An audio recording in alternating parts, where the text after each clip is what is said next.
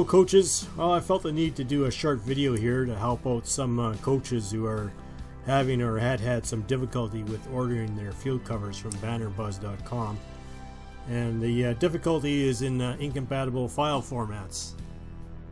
On their frequently asked questions section, they list the file formats they desire your artwork to be uploaded in.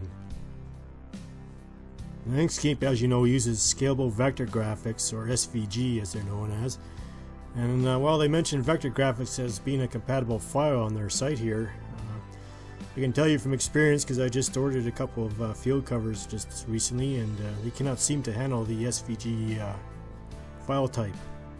So I'm going to show you the short process to hopefully avoid this dilemma. Here's my finished Cowboys field cover done on Inkscape. It's done on one of my scale sideline templates at 66.5 by 33.5, and this is the artwork I sent to BannerBuzz. And this is what I received in my email proof in JPEG form from them. And what the heck is this mess? Their graphics program obviously can't properly convert over the SVG to their printable format file type.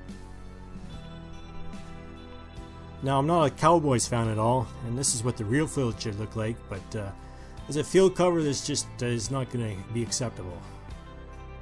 Fortunately, there's a very easy, simple fix. First, you want to go and save it as normal, and then save it again, only this time we're going to save it as a PDF, portable document file. It's about the 5th or 4th one down the list here. Click on save as normal,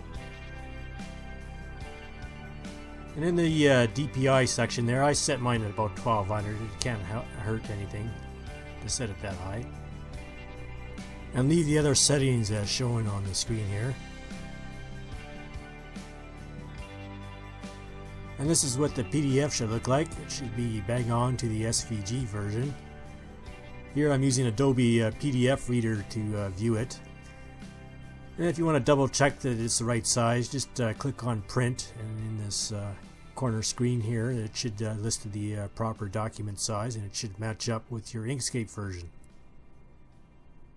You can also view the PDF in Inkscape as well. And this was the second field cover I sent in at the same time as the Dallas one. It's also a scale size field cover, only it doesn't have the sidelines, so it's a little bit smaller. And this was the proof that they sent me back. Keep in mind, of course, this is from an email, so it's a rather low resolution. And while it's a lot closer than the Dallas one, you can still see there's a discrepancy with the hash marks being out of place. So the PDF conversion was done the same way, and the results are bang on again. I think it needs to be strongly emphasized here that you always request a proof when you send an artwork to a printing company. And when you get the proof back, scrutinize it very closely. If you see something out of place or something you don't like, get them to change it and send you another proof. I thought I'd do an unboxing here just to show you what the actual field covers look like. I received this shipment in 3 days from India, just using their standard shipping, so I don't really think their more expensive shipping options are really necessary. Needless to say, use caution when opening up the ends of the cardboard tube. They are open-ended and just covered in tape. Ooh, a field cover unboxing on YouTube. How exciting! But seriously, it's kind of get the feeling like when you open presents at Christmas or whatever. And, the only difference in this case is kind of worried. Oh, did they screw up, or did I screw up somewhere along the way and make a mistake?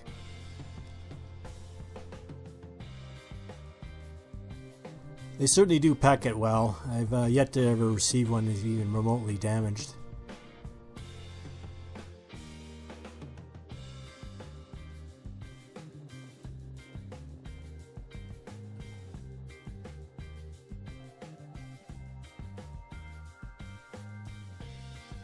Oh, the cats are going to have fun with that paper.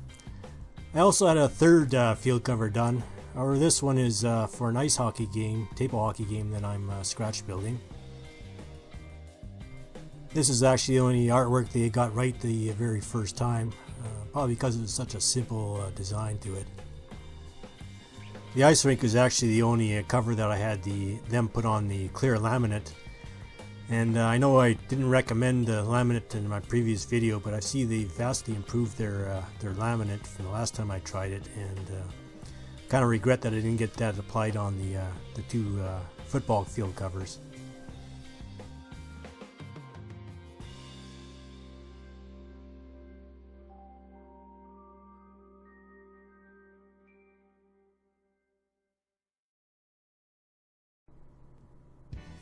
And here's the Cowboys field cover all laid out on top of my CFL scale field.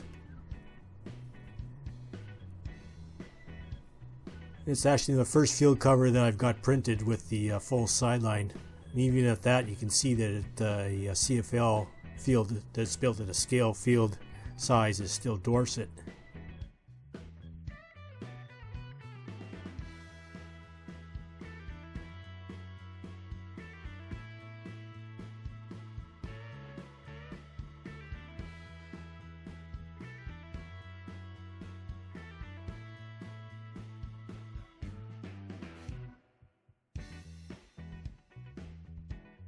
You probably notice here that the vinyl cover is separated from the backing in a few spots there towards the end of the field cover.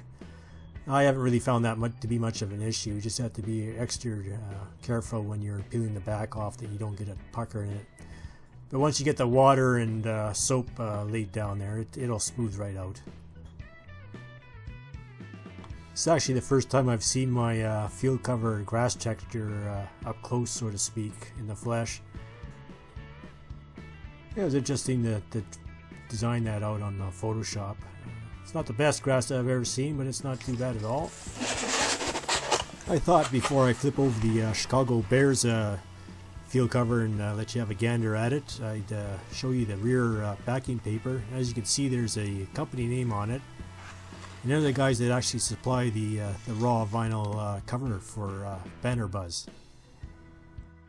And as you see, they're into the vinyl wrap business, so it's good to see that Banner Buzz isn't using a generic no-name type of vinyl cover for their printing. So here's the Chicago Bears field cover all rolled out. And of course, once you get this mounted to a surface, this one will be going on a metal surface, whereas the Cowboys one will be going on a PVC type surface. It'll all smooth out and look even a little bit better. This Bears field cover should make for a great looking stadium setting for my Green Bay Packers to roll into Chicago and give the old Bears a good butt whipping. I always had a great deal of respect though for the Chicago Bears and their greats, Gale Sayers, Dick Butkus, and of course Sweetness.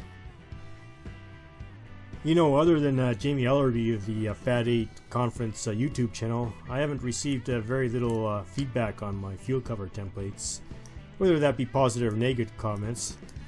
And certainly if you have any problems like this printing format problem, let me know either in the comments section below or in the YouTube does have a message center. I was unaware of this SVG file conversion problem until I came across it myself. I'm sure others must have run into this problem previously, so if you ever have this kind of type of problem, let me know and see if I can help you out. So until the next tutorial, which is just around the corner, keep cracking the plastic.